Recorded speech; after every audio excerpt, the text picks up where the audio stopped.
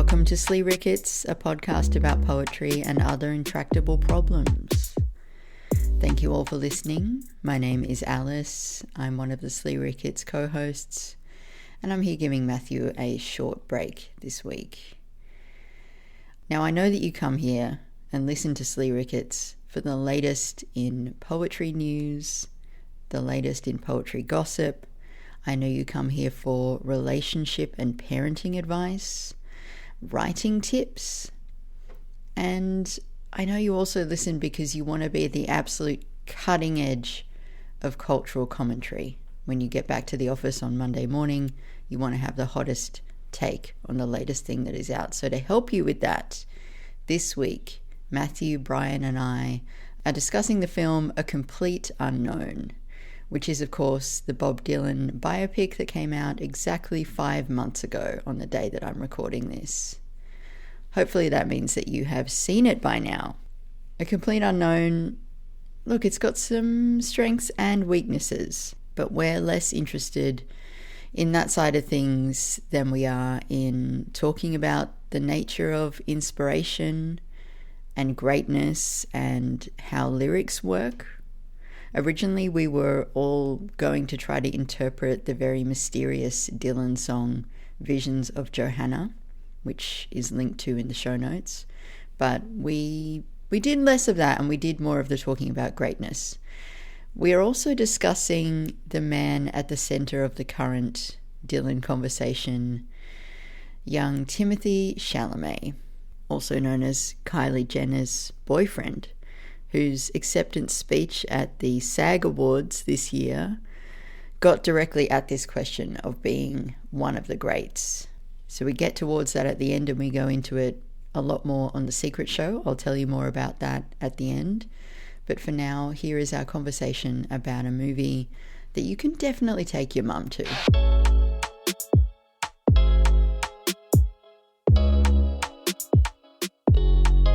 You already hear some uninformed but strong opinions about Bob Dylan. Yes, that's all we want. Yeah. Funny idea for a show. Matthew, you have no real strong feelings about Bob Dylan. Alice, you kind of like him. I really like him, but none of us have particular expertise, and people are going to listen to us talk about this for 2 hours. I mean, I think who is better informed, like among lay people, like among people who are not priests of Bob, like who's better informed than you are, right? Like I think you against your will count as an expert, unfortunately. Yes, among lay people, I know a lot about Bob Dylan, and I'm happy to answer whatever questions you have and discuss him as a singer, as an artist, as a man, as a poet, as the subject of a film. But there are like actual people who dedicate their lives to Bob Dylan. Yeah, and they're going to listen to this and they're going to judge. They're going to go insane. And also, like, mental. All they want to do is be invited on poetry podcasts to talk about Bob Dylan. You know what I mean? Like, all we get is emails from those fuckers being like, please, when can I get on? Guest to book in the history of your show. The thought that I could have like Googled a name once just to and like queried one person. Right. There are an infinite number of like very well-educated baby boomers who are like thirsty, who like bought a microphone just in the hopes that one day a podcast host will call them and ask to expound upon Bob Dylan. And here you got me. It's not good. This isn't good. I think if you were just a little more, I was praising you to Cameron for your arrogance the other day. If you were slightly more arrogant, I think people would be more convinced by your. That's interesting. About what? About Bob Dylan. What am I arrogant in general? I was arrogant about, you were praising me to Cameron about my arrogance about Bob Dylan? No. Right. So what am I so arrogant that I'm praiseworthy?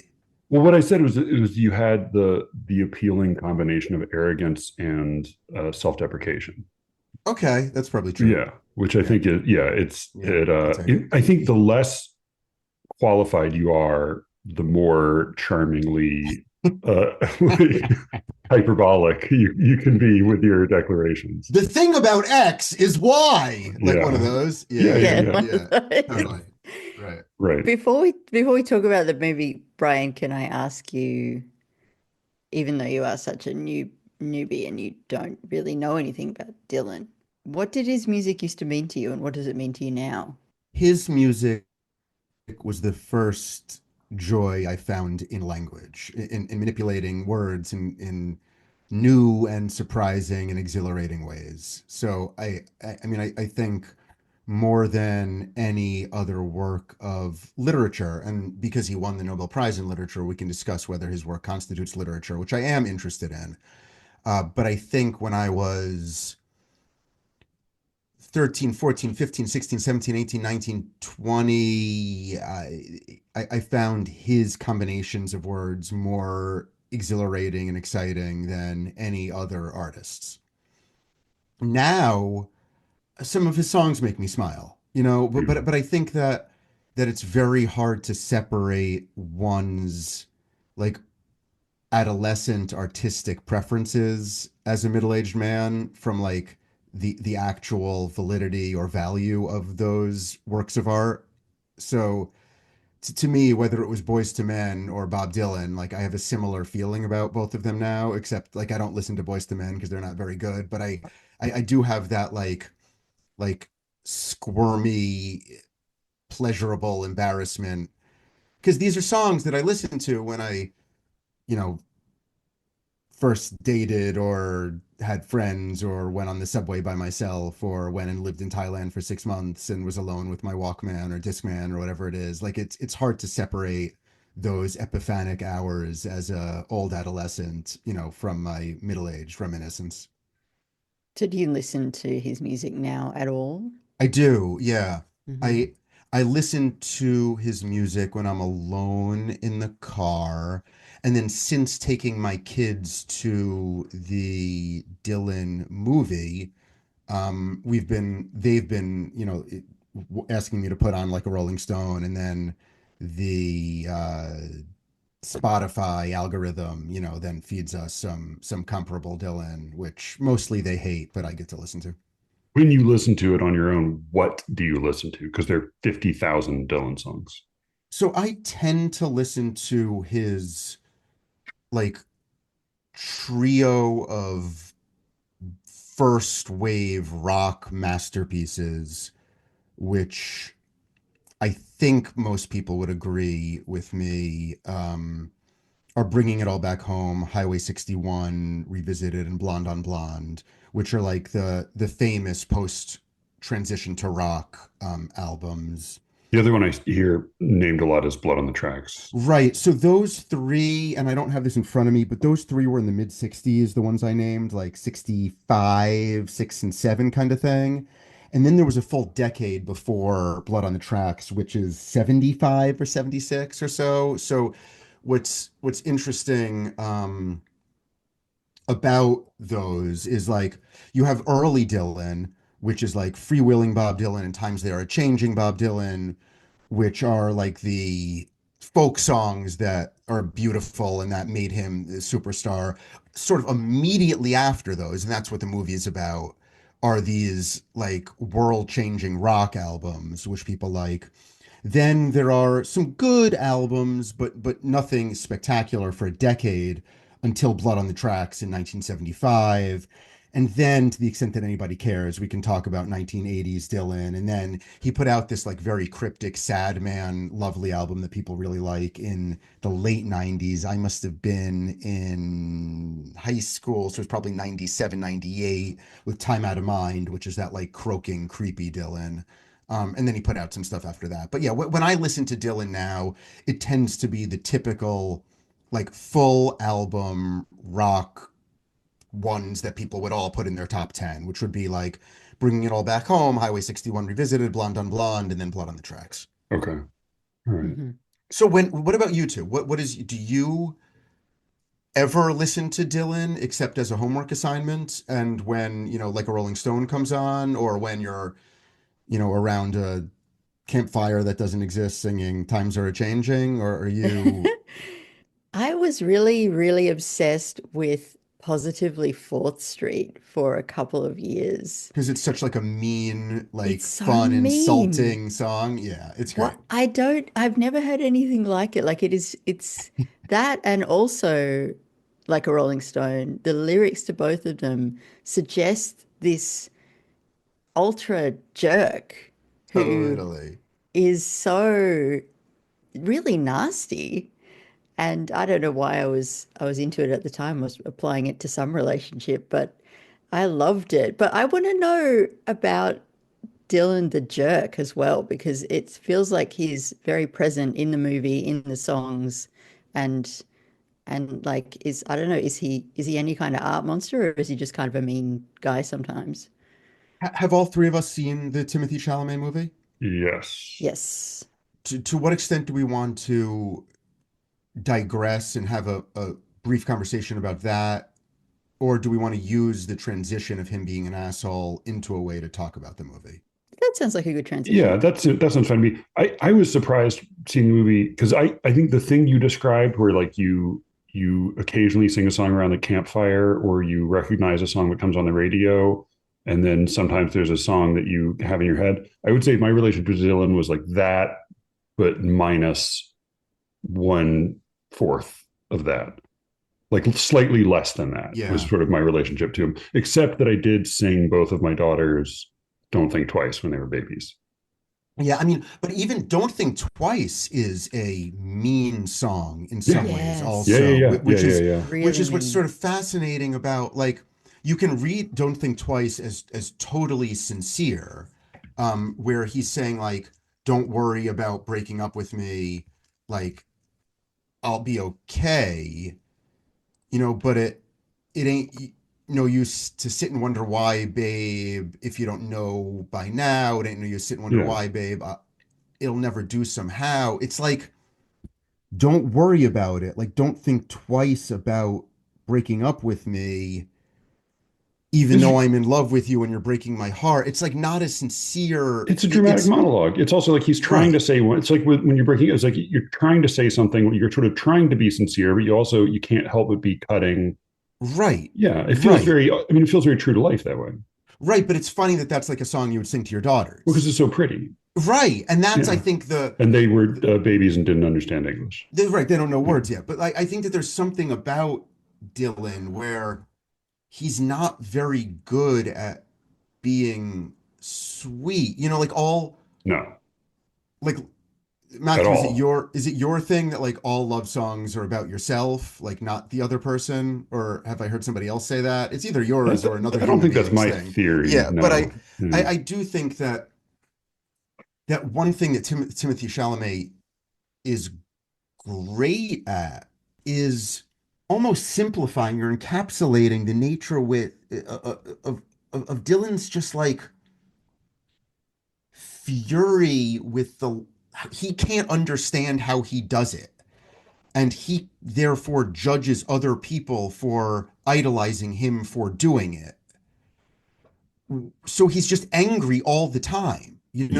and like Yeah. Yeah. that's a I heard Paul Simon did a podcast with who's the hideous faux intellectual, half Jamaican, who wrote The Tipping Point, and Malcolm Oh, Gladwell. Malcolm Gladwell. Yeah. So Paul Simon did like a 7 hour podcast with Malcolm Gladwell, and Paul Simon is really old now. He'll die in the next 5 years or so, Yeah. and he was like willing to go through all his songs, and he was just saying that when he was recording The Sound of Silence, he like didn't know how he did it, and Wow. like it just sort of he just like did it, and then Oh, that's he amazing. tried to do it again, and he couldn't, and then like when he was recording, literally like 30 years later, when he was recording the song Graceland, he's like, Yeah. I think I'm doing it again. I think I'm doing it Oh again. my God, that's so And it's like, great. and Paul Simon, I think is a better musician in some ways than Dylan. And they're always linked in my mind as these sort of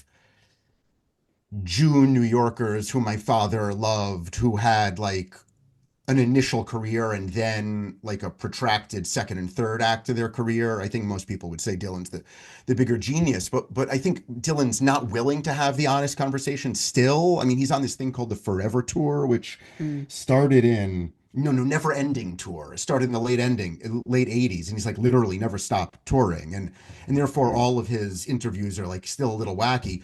But hearing Paul Simon talk about how like there's something in me that can like do this thing and I don't quite know how to discuss it, but when it's happening I really like it, and then afterwards I'm like holy shit I just did it.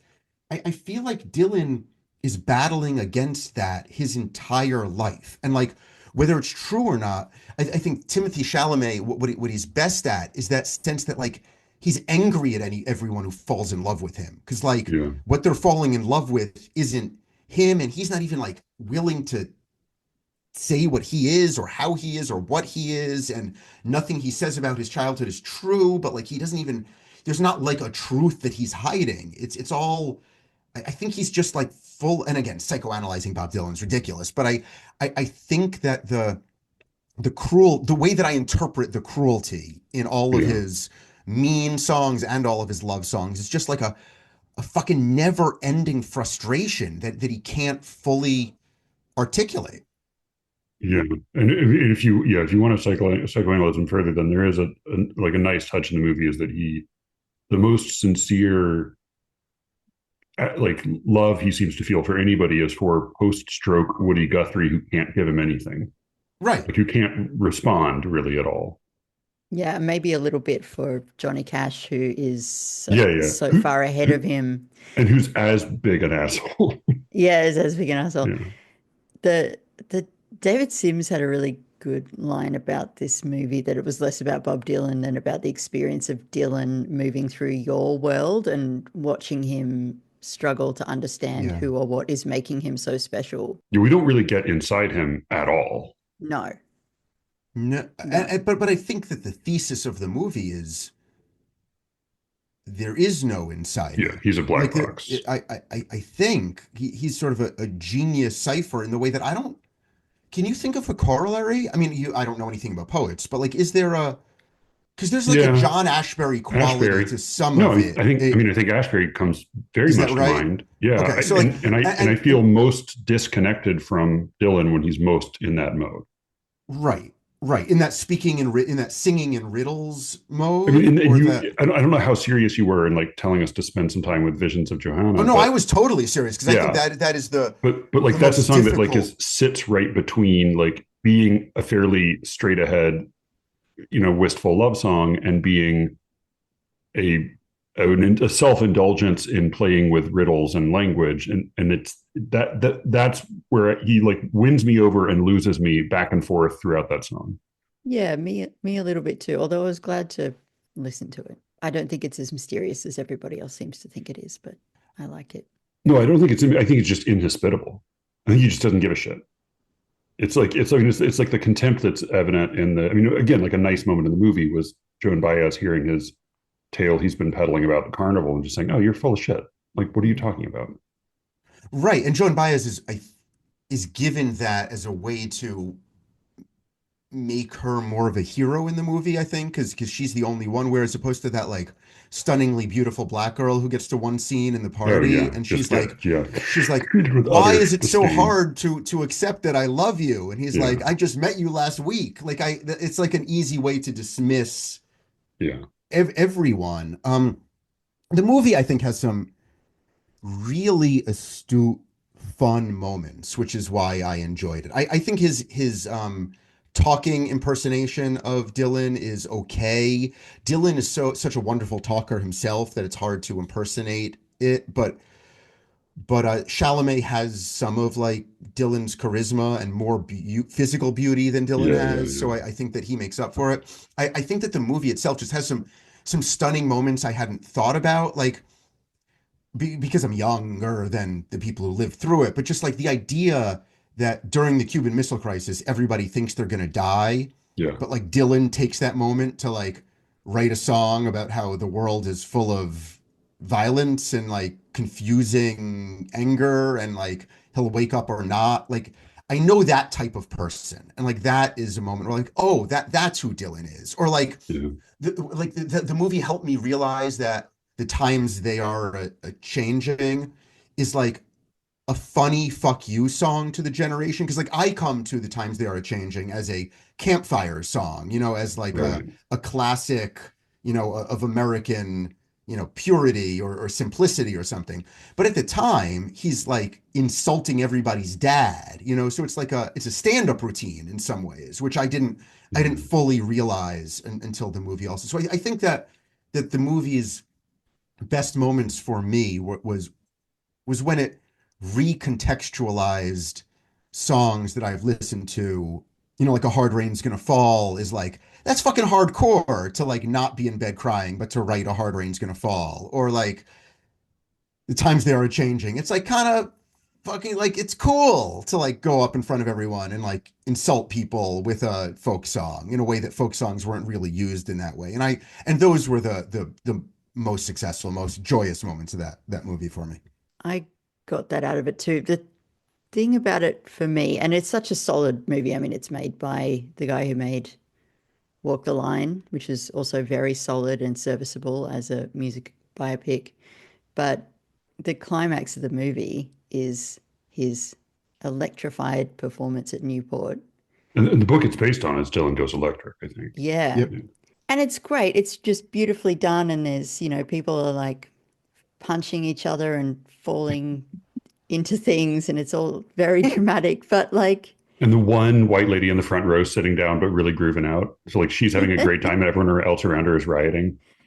and apparently when you listen to the recording of the song, you can hear the audience at the beginning really losing it, like in both People good and bad scream ways. Judas at him. Like it's Yeah. they're furious. Go ahead. Yeah, they're furious. So they're not adding that to it. It's just that in 2025, when you watch it, it's so quaint and sweet that this was the thing that they were worried about. And it means that the movie risks, and I think for me, it kind of does fall a bit flat at that moment because you just go, oh, okay, this is, this is, this is the big moment. All right, cool. Yeah, no, I guess it probably was a bit shocking.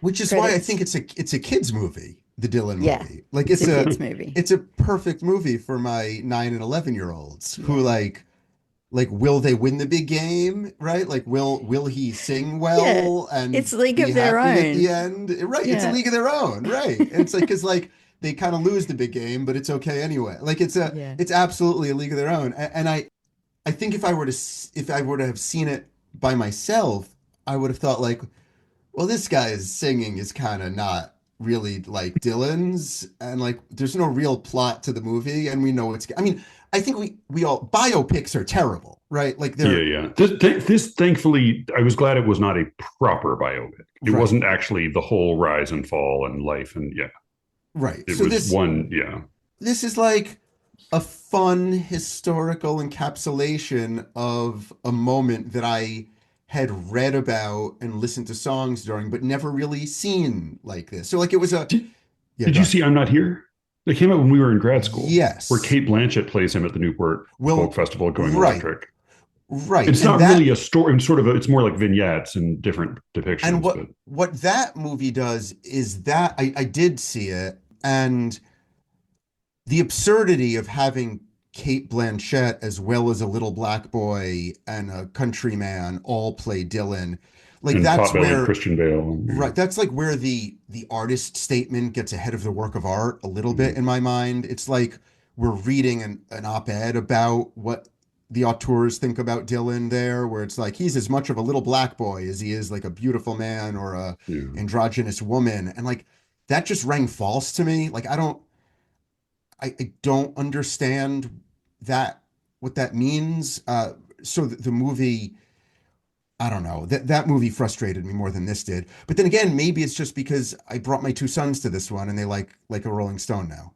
When I see A Christmas Carol, which I try never to do anymore because like everybody else, I've had far too much of it for one lifetime. I always find myself sympathizing more and more with Scrooge, like not sympathizing with him, like thinking he's right, like sympathizing, not empathizing. Like I'm, He's and right to like fire the little boy's dad or no, no, whatever. no, no, no. Just that he's right in like how he in like his arguments about like why should we like what you're asking is that we should depend on the whimsical benevolence of individual rich people rather than having like are there no poorhouses? Like we should have like a social structure for taking care of the poor that's supported by the whole society. But no, but like the Scrooge of this movie is Pete Seeger. And watching Yes. this movie, I found myself like I was 100% because like I didn't have any investment in Dylan, so I didn't really care who they had depict him. And like I thought, Kate Blanchett's a great actor, and so I enjoyed her depiction of him just because like I don't have any attachment to any vision of Dylan. And I remember that moment just because it's sort of like it's a big fun fuck you where they kind of blow out the amps playing electric at this little quaint folk festival. And so I was totally primed to be on his side. And of course, like anytime you queue up the two sides as like the less handsome, whiny older guy saying, but tradition. And then like the cool, hip, sexy younger guy saying like, but this is going to be awesome. Your sympathies are very, very, clearly laid out. This movie almost converted me to Pete Seegerism. Like Yeah, this movie same. had the opposite effect on me. I think that's Ed Norton's performance, though. Like, I He think he's he just he is so sweet and wonderful. And great. also, you do like the plot does not adequately explain Dylan's thinking, maybe because he is a black box. But the whole time, you're just like, why do you have to do this now? You Right. can do this any other time. You don't have to ruin this folk festival. And You it Right. framed it. It I framed it too as not being like what I had always thought was like he's doing something really new, and he's kind of like they're not ready to have their conventions blown. But what I think was nice in this movie is their point is like no, no, no, no. You can turn on any radio and hear this. yes. Like this is yeah, the thing everybody is doing. No, it's We're Dylan trying to being an do one other asshole. little thing Right. here. Right. Like we in like literally in the corner of America is just like trying to keep this folk tradition alive. But yeah, Dylan, you got to bring your shit to it. But Matthew, unlike A Christmas Carol, where you are subverting the intention, I Mm-hmm. think we have to credit the movie with presenting both sides of this more Yeah, yeah, fairly. yeah, yeah, Like yeah. we No, go that's to true. Pete That's true. Seeger's Yeah, house and we see his delightful wife and his lovely yeah, sons and or his yeah. daughters or whatever, and like his like sort of ramshackle, and, glamorous and you life, see him and like like champion younger singers and like right, singers who would otherwise be ignored and forgotten like he does seem like he's like very corny and nerdy and like uncool. He's exactly the inverse of Dylan's coolness, but he seems like a genuine like and Dylan is so contemptuous of him like 100 miles in advance of like the one slightly offensive thing that Seeger almost does but then doesn't do, which right, is like pull his amp. totally. And Seeger is also in the movie aligned with like an absurdly delightful idea of what music can be. It's like people literally chopping wood to like make the sounds of the drum beat, as they're like singing old-fashioned working man songs. So I think that again, I give credit to the movie because they don't Yeah. lionize Dylan, nor do they make him the evil, revolutionary, or in the sort of the French revolutionary style of going too far. It's just like this is a moment in history that's Yeah. worth focusing on. I think that's why the movie's not great because there's Mm-hmm. like the plot doesn't really exist. Like there's no plot. There's just story. To use Yeah. the silly terms of art. But I do think as a way to have answered Alice's question about like Dylan is at his most delightful when he's accidentally mean because he's a genius at it. And like I don't know who is mean in as attractive a way. Like I maybe some like contemporary hip hop artists are Yeah, yeah, yeah, yeah, like yeah. That's but that's the corollary. Yeah. but that is like a often there are individual I mean, wasn't that this whole super? I mean, I'm not. It's not my cup of tea, but like, wasn't that the whole Super Bowl halftime show this year? right but I think the It was like difference just is one that song about shitting on one guy. right Like but the I think whole that country is celebrating this. but that's Like, not what Dylan does, right? no, no, no. Dylan That's it true. does That's true. not sing that Pete Seeger is a pedophile, right? Right. Dylan is like I'm in love with you and you're breaking up with me, so fuck you. I don't Yeah. want to hang out with you anyway, right? Yeah, yeah, yeah. Which to And that's me why is people still listen to those songs, and people are not going to listen to Not Like Us 5 years from now. right, right. And I think that there is a real difference between a diss track and like Yeah, a yeah. trying to put language to emotions that we've all felt but never fully been able to articulate, right? Which is like what we're looking for from the finest works of literature, and that I think Dylan provides in a unsettling way. And that's why I return to Visions of Joanna, as much as I do, because it's an unsettling exploration of being with one woman while imagining perfection of another, while looking around and thinking like, wait, are these people laughing at me or are they jealous of me? And then the shift from first to third person, I think helps that move. Like Dylan's able to confuse me in a thrilling way that very, very, very few artists are. Like in a way that maybe I thought James Joyce did when I was at the older age of listening to Dylan, with this sort of like confusing, frustrating, put in the work and it's worth it. But I never pick up Joyce anymore. And I Yeah. do still listen to Dylan. And I don't know. I would have put them in a shared genius category when I was 23, but I think that Dylan's work survives in a way that Joyce's might not. I mean, and I've read far less Joyce than you have, but like what I do actually return to periodically and find really rewarding every My time guess is is, you're going to say yeah, Dubliners. Right, 100%. Yeah. right. And that's I think possibly because Joyce got bored with being able to do that so well. Right. Perfect short stories. Yeah. And he went to this sort of self-conscious ambition where Dylan got bored with doing what he did so well. Which is right. Perfect folk songs. Right. But he went to an equally accessible second and third act. Equally accessible. I don't know. I mean, I think like, do we like, that's the kind of the interesting formal question of the movie, because it did feel like there's like the exchange that to me was like the heart of the aesthetic question was when he's in the car with Pete Seeger at the very beginning, and Seeger gives him this little spiel saying like, hey, I think a really good song, you don't really need, like it carries through, and we recognize a really good song without the drums, without the electric stuff, without any of that, frills. That sort of becomes undeniable to some extent. And then Dylan's response, which is perfect, is, yeah, but sometimes that other stuff sounds good, right? And like both of those things feel very true, because something that did, like, I do think about every time I go back to this period, or even slightly earlier. There are. This is not to say that like there weren't incredibly stupid songs in like the teens and 20s with just absurd lyrics, but like listening to good, even like good middle of the road pop songs from the 50s and 60s, there's seldom, like, usually you can at least follow them.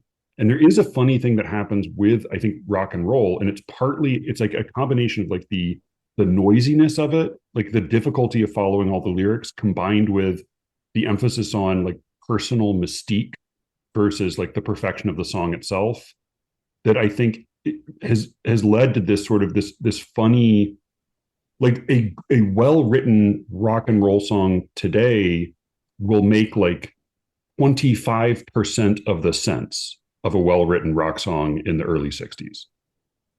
And I think it's partly, I don't like attribute it to Dylan, but I do think like you see happening in that shift from folk to electric for him something that I think happened. Like he still is a genius when he transitions to rock and roll, but it does feel like the first, like the second half of that exchange, which is, yeah, but sometimes that other stuff sounds good, carried over, and the first half got a little bit lost, and only Yeah, like, I want to hear what Alice has to say about this, but my very quick retort is, when I said accessible, I meant fun. yeah. Like, whereas early Joyce in Dubliners, you can read it and they're still just like magnificent short stories that are accessible and Yeah. enjoyable. Yeah. And then obviously Finnegan's Wake, but even Ulysses and on it, Portrait of the Artist too. It's like you're working for it. You don't really know what you're getting out of it. Whereas, I mean, the same thing if you want to talk about the Beatles, like Yeah, yeah, the yeah, yeah. different lyrically of like, I want to hold your hand, which they just like repeat over and over and over again, how much they want to hold the girl's hand, to Abbey Road is like, is lyrically simpler, in the early Dylan or the early Beatles. But like you put a fun drum beat and guitar riff in there, and like it's still accessibly fun Yeah, yeah, in a yeah, way. yeah. In the You later hear it and you want stuff, to keep hearing it, which is very right? true when you like, yeah, And I guess that's all I meant in the distinction between, these high modernist writers versus totally. Dylan, where and again, the only reason I'm comparing them is because I fell in love with them in my own stupid life simultaneously. But I am still eager to go back to Dylan, in a way that I'm not to Joyce, because I think Dylan stays fun in a way that Joyce doesn't. But Alice, what do you think? Just very quickly, like the opposition you just articulated, which is simplicity versus complexity, I think is at play. But the one I'm slightly more interested in is clarity versus opacity. Right, and I think that in music, I think music is different from literature in that way. Yeah, but they're like that is a difference you hear between like the great folk songs and then the even a lot of the great rock songs are is there's a unity and a clarity to some of those early folk songs that is, but like Fusions of Johanna, it's very compelling, but he is enjoying the fact that he's writing little riddles and he's waiting for people to go solve them rather than offering a song that is so well worked and well wrought that it presents itself hospitably to the listener. And I'm not saying that that's a bad thing. I'm just saying it is a slightly different phenomenon. And people who are not geniuses like Dylan then do it a lot worse than him. Yeah, something I just haven't thought through is whether simplicity is what one wants in music. But that's you keep saying simplicity. I'm saying clarity. But you're saying lyrical clarity. Yes, which is not the Right. same as simplicity. I want to hold your hand is one thing that is like that's simple. But I'm talking about like don't think twice is not simple, but it is clear. I don't know if it is clear. Well, it's a whole lot clearer than Visions of John. Yeah, that's true. That's true. Yeah, look, I don't know. I've never thought about it that way, that when Dylan goes electric, we lose clarity. I mean, I think there are definitely rock songs that are incredibly clear, like Legs by ZZ Top, pretty straightforward. But neither of you guys know that Yeah, yeah. song. She's got legs. She knows how to use them, is how it That's goes. that's like that's I want to hold your hand. That's simplicity Oh, again, okay. right? All Yeah. right. I All right. mean that. Yeah. But what I'm gonna now like do that thing where I wrench the conversation over to something that I want to talk about, which is Yeah. country music. Oh So man, this is going to be even less informed. Let me Well, on my part. On my hang part. Go on. ahead. Yeah. Except that Nashville Skyline, which came, maybe John Wesley Harding was after the big three, but maybe it was Nashville Skyline. But Dylan put out a masterpiece country record right after these rock records. I mean, which right. probably because Lay Lady Lay is on it, but like it's a full, Oh, I love that song. incredible country album. But carry on. Yeah, well, so if you kind of rewind like about 5 years when the sound was post Malone and it was sort of like mumble Hmm. music, there was a lot of frustration and anger around that, which I definitely shared in. What's been really interesting to watch in the last couple of years is mainstream country music from the US becoming more and more and more popular to the point where my girlfriend, Megan Moroney, has just been profiled in the New Yorker this week, which is crazy because she is just some 24-year-old blonde from Tennessee who's just writing these, I think, very funny, very sweet, sad love songs that are very clear. They're not that smart though. They're probably fall on the simple side of things. But what's funny is to kind of watch like this is what's now coming into the charts. And I don't know if it's a reaction to the Post Malone thing. I'm just using him as a stand-in for a whole bunch of artists. Was Or he's a mumbler, but is there anything else about? Because I just don't know. I mean, I know who he is, but I yeah, don't know his I'm music at more all. yeah, I don't like it. It never appealed to me because I couldn't understand a thing he was saying. So Okay. I didn't listen to any of it, but it was abrasive and unwelcoming, and to me at least. But so like you're talking about the texture of the music as well as the lack of enunciation. Yeah, I mean, maybe lyrically, if I think about it, maybe lyrically it was very straightforwardly simple about like sex and drugs. But My older son dressed up as him for Halloween this year. Let me try to find the really, photo. Yeah, I'll He put it just in the has a show lot of oh my notes. face God. tattoos, right? That's Yeah, he's got a his, lot of that's what he face looks like. Yeah. tattoos. Yeah. But yeah, I wonder, I mean, I don't know that it quite maps to lyrics, but I do think it's really fascinating to watch people move back towards straightforward song structure, melody, and the other thing about country music that I find interesting is that there are a lot of songs about adult emotions. Like, you and I shouldn't be in this room together. You should probably leave. Right. Versus like like even Taylor Swift's good songs seem to be like mostly like kind of teenage emotions. Yeah, and she knows that, you know, she's Yeah, got yeah, yeah, that yeah, song yeah. on Yeah. Tortured Poets. It's like so high school. Like she knows that she's milking this to well beyond where she can like reasonably go with it, but she just can't stop. Yeah, yeah. But yeah, I don't know where this country thing is coming from. I get to enjoy it like because I'm not American and I don't have any associations with it. Oh my God. Wow. This is Brian's very delightful looking son with Post Malone's face tattoos. Yeah, Holy this doesn't really work in an shit. audio It's medium, really but I could scary. not It's like share it. really Yeah, intense. yeah. Wow. Okay. It's more the expression on his face than anything else. Yeah. Dead I eyes. get to enjoy country music without thinking too hard about it. I'm sure for you guys, it's like you just can't listen because it reminds you of all kinds of things that it Oh doesn't no, remind not at me of. all. Yeah, that is a striking. His facial expression really sells it. Well, Yeah. yeah, you can put that in the show notes or something. Yeah, I don't know. I mean, I don't have political associations with country music personally, but I also don't listen to it. but like, have you like the number one single for year? I mean, for months last year was that what was his name? Like Shabuzi song about how he gets Oh, tipsy in the yeah. bar, right? Yeah. Which is just like the Yeah. same like three So lyrics repeated bad. over and over and over and So over again, and bad. it's like so But that's a catchy. yeah, But but like, isn't it's a country song. that's what I mean? So like, Yeah. yeah, I think that that's true. But are we just cherry picking? Like, is it you really think No. that there was a time recently when country songs were more gnarled and complicated, and now we're going through a clean, simple phase?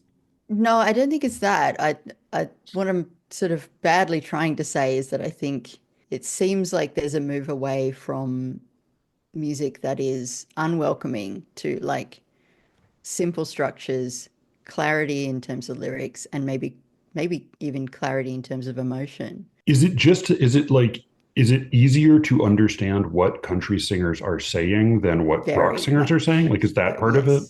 Yes. Yeah, yeah, yeah. And rappers often are, you know, like there's enough loud electrified music and there's enough speed that often that becomes, unless you're really into it, it's often hard to follow. But country music, you can't hide what you're saying. Yeah, that's right. You can hear every single word. I don't know if that's the appeal. But that puts a different pressure on the lyrics, Yes, right? it does. And I love listening to just whatever Spotify throws at me because so much of it is just so terrible. Like Yeah. just amazingly bad. All about whiskey and trucks Yeah, the back of your pickup and truck with back your whiskey and your roads girl, and your and mom likes your your girlfriend, and sugar her dad likes shaker you, but you're and your gonna Yeah, small break yeah. up. town. And it's just Yeah. so funny. It's so funny because, yeah. That was when Joanna took me to the Country Music Hall of Fame. Shoot, is that Nashville? I can't remember. Or is that Memphis? I can't remember. I'm going to offend all of the Tennesseans. But what was very clear going through it was like, oh, country is rap, or rather, rap is country. Like it's the same phenomena, the same like the blinged out, the guys with the cars covered in rhinestones and big golden outfits and boasting about crime and drugs or booze or like it, and then all their women. It has a slightly different tone to it. Rap is like triumphalist, whereas country is like elegiac. But Yeah, but it's exactly. very, I very think I think similar. that's the big difference. I mean, which is why everybody freaks out whenever there's a racial crossover, right? Because the only like you have the country music awards and the hip hop awards, and no one knows what to do when there's a black guy singing country music because that's just rap. Like or a like Right. it is Does that make Eminem a country singer? well, no, I mean, but that's one of the many reasons why Eminem. I mean, it's just like Eminem and Macklemore and Vanilla Ice or something. Like they're Right, the right, only right. ones. Like it's funny. But isn't Post Malone a white rapper, or is he a pop singer? Post Malone is in that sort of like pop country rap, Okay, yeah, who knows? All right, you know, right? I mean, Alice, would you disagree? Yeah, I don't I know. don't know how to describe him. Pass. I've taken us so far off track. What do we think about Chalamet's Screen Actors Guild's acceptance speech? Can we play any of that for the audience? Yes, but it'll probably have to be added in later because I think if we play it right now, we should play it now just so we can have it in our heads. But I think if we play it, I don't think my recollection is that I don't think the audience audio will pick up. Although Alice, you may know better than I do how to do that. I'll No, I think it's probably best to just drop it in I'll later. I'll, I'll play it and see if I can share my. When we made fun of what's his name's talking about Ethan Hawke, that you got in I think I had to add that later, if in I real time. recall. Oh, really? Yeah, yeah. Because I believe like even I did a thing where there was like a fake there's some like fake dog advertisement I did with somebody, and I had to add that. It was like I played it and we got the reactions, but then I had to add the actual audio in later. Was it an advertisement for fake dogs? No, it was a fake advertisement for some dog service thing. I forget. I don't remember that episode. No, do It was I? early on. All right, let me. I thought I was a completist. I thought I Me was a too. SLEERICKETS I'm feeling completist. very upset right now. Yeah, you got to re-up this fake dog episode. What was that? All right, I'm going to see if I can share. See what incriminating windows I have open. While you're looking for this, why is Cameron the one you talk about Israel and Palestine with? Doesn't make any sense. Hold on. Very, very simple answer. Uh, he is available. Like he will like text me and say like, so should we record something this week when we have nothing prepared? And I'll say like, well, I was planning to do this thing alone, but I don't. But like, if you want to be a sounding board, you can. And they'll say like, okay, I'll be awake in the middle of the night. Like that's the reason. It was definitely not like a prepared conversation with him. It was like I read these two books and I took a lot of notes on them, and then I talked to him rather than talking to myself. But yeah, like if I'm also like this is sort of like when people write to me and they're like, "Whoa, you haven't had Ahmed Majmudar on in a long time. I guess you've had a falling out." Like what? No, like I'm just like trying to put together episodes week to week, No, just man. to tell him my fundamental disrespect for the man has Right. seeped into your booking agents. Brian has poisoned me against him. Ever since Brian found out that he wrote an essay in verse, he can't he's not allowed back on the show. Brian Um, made me choose him or Amit Majmudar. are you seeing this picture of? Yes, Okay, I'm all seeing right, him Yeah. embrace a pretty lady. okay. I can't hear anything and it's very choppy. Wait, you can't hear anything? No, Alice, can you? Nope. What? This is going to be It's the worst part of the show. it's probably not that important. No, it is. We all have to listen to it. Okay, I could just summarize what he said. But look how handsome he is. He's I mean, I don't like that mustache though at all, No, and or that this green is not the working. Also, the green and the leather jacket leather is leather bad. blazer is terrible. Yeah, But Honestly, there's a few things I would change. yeah, I'm with you but there. but the fact that he's handsome in spite of all that means he's so much more handsome. Well, I This don't does, know. yeah, it does remind me like this like my dad's wisdom on this does do feel this way a little bit about the electric thing, which is yeah, like weird tattoos and facial piercings and like crazy hair and crazy outfits can sometimes look really good. You know who they look really good on? Beautiful people. Can you hear this? Yeah. Are you playing something? No, I can't hear it. Hey, Brian, have you ever seen the movie An Officer and a Gentleman? Yes. Yeah. Did you know that you look just like Richard Gere in the first half of that movie? Well, Richard Gere is far more attractive than I am in every way. But he looks freakily like you. Also not a Jew. I don't. Richard Gere Isn't looks like Brian looks like Richard Gere. No, Yeah, in I the first don't. half of the I movie, when he don't. shaves his head, it looks just like Brian. You What? know me, a perfect jawbone, small ideal nose, and a shaved head. That's All right, this might work now. no. No, it's the same thing. Just Should said we all All watch? he's gonna, all he's Oh, gonna I say see. That is does kind of look like me. His Oh, no, nose wait. looks. not Chalamet. No, Yeah, I know. no. No, I'm looking Right? I'm looking at Richard Gere. He's Right? with the shaved head. His ears look bigger, and his nose looks bigger, and his lips look fleshier. So I do. I'm like an. He does. He looks so ugly right there. He kind of looks No, like no, me. don't take it there. That's Well, not what I meant. you what? You're saying sincerely that I'm not uglier than young Richard Gere?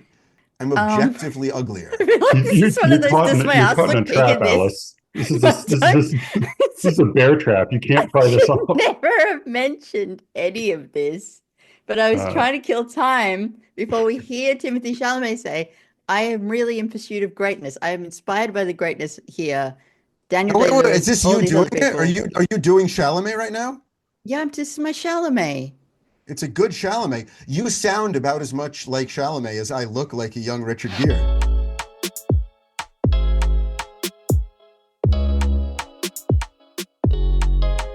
So things only devolve from here.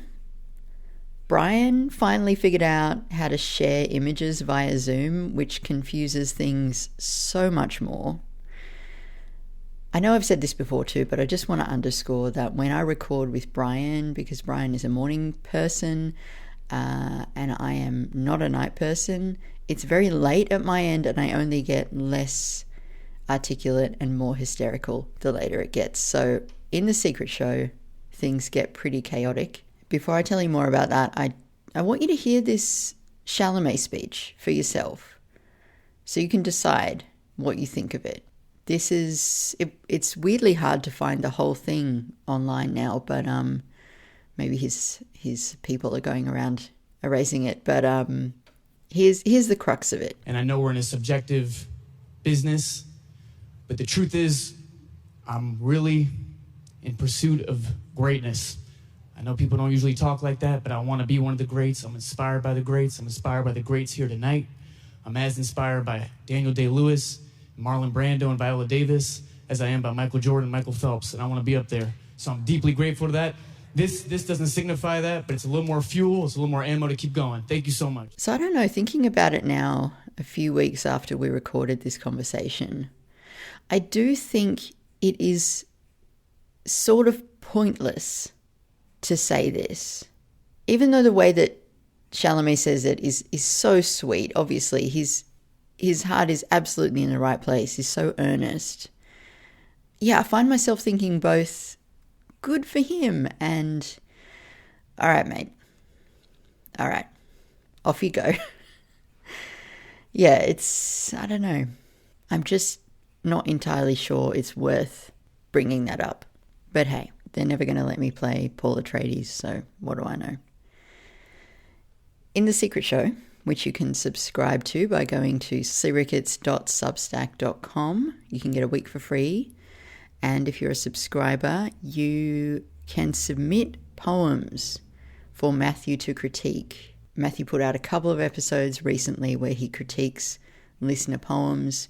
I think they're really excellent. I'm really in awe of the people who were brave enough to send poems in.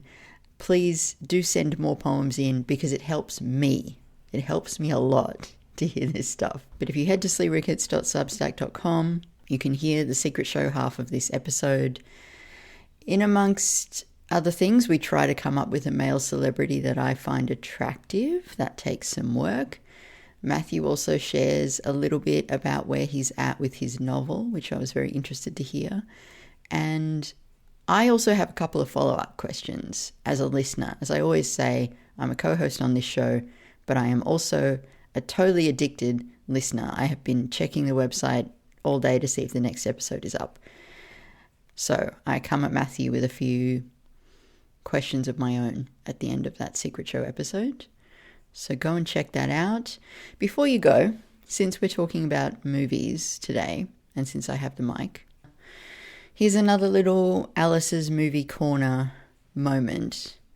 So when I was a young lass, I was pretty committed to watching as many movies that had some kind of queer representation in them as I possibly could. And as I've bored people with before, I'm sure, I had this list that I found somewhere on the internet, and then I would go to the Video Easy and like try to figure out where those movies were. And as long as the cover wasn't too like obviously gay looking, I would smuggle them into the car by doing the whole like 5 videos for $10 thing and get it home and furtively watch it when my mum and brother were not at home. So I'm pretty, or at least I used to be, pretty across what's the first movie to show this? What's the first movie to have gay characters and a happy ending? Maybe The Birdcage?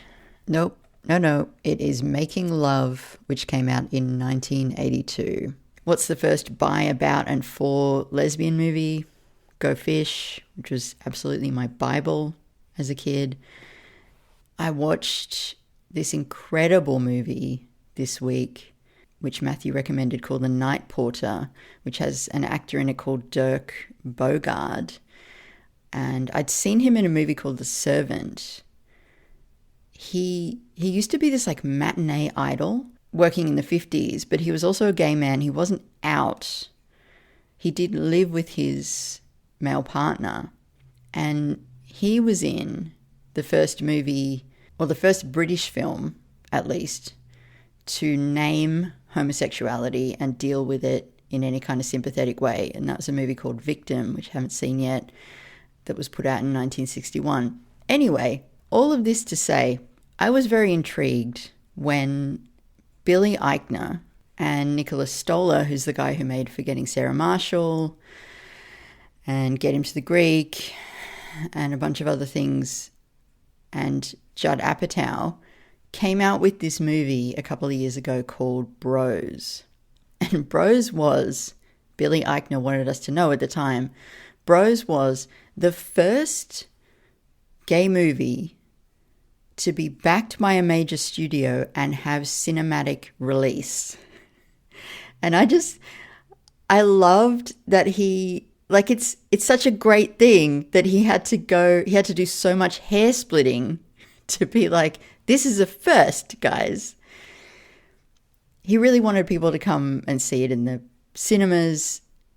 The plan completely backfired because in that same year there was a very funny gay Pride and Prejudice remake called Fire Island, and that went out on streaming, and Billy Eichner was seen to be kind of throwing shade at the whole streaming thing. He's like, this is a cinematic release. This isn't one of these throwaway streaming movies. And then everybody was like, but Fire Island's amazing. You're being a total bitch about this. Anyway, so people punished him, obviously, because the budget for Bros was $22 million and they made $14.8 million. I finally watched it, and it's not the worst movie you've ever seen. It is definitely throwaway. The biggest problem with it is it's like every single joke you can see coming a mile off, and they yell it into your face. It has the subtlety of an oncoming train. But what's great is we don't need Bros to be any good. It's not actually doing any serious work, and nor is Fire Island. You know, we're so far past the point where we need these movies to do like serious representative work. And to me, as the girl who used to go hide her copy of Go Fish under whatever my brother was hiring that week, I find this wonderful and amazing. Bros is very flawed. It's not doing anything important, and it kind of doesn't need to. So I guess that's an anti-recommendation. Unless, like, look, if you got a cold and you just want 90 minutes to just disappear without you having to do much, then yeah, put it on. Anyway, as I said, much more silliness in The Secret Show. Go to SLEERICKETS.substack.com. Thank you all for listening. You can reach Matthew at SLEERICKETS@gmail.com. And with any luck, we will all be speaking to you again very soon. Until then.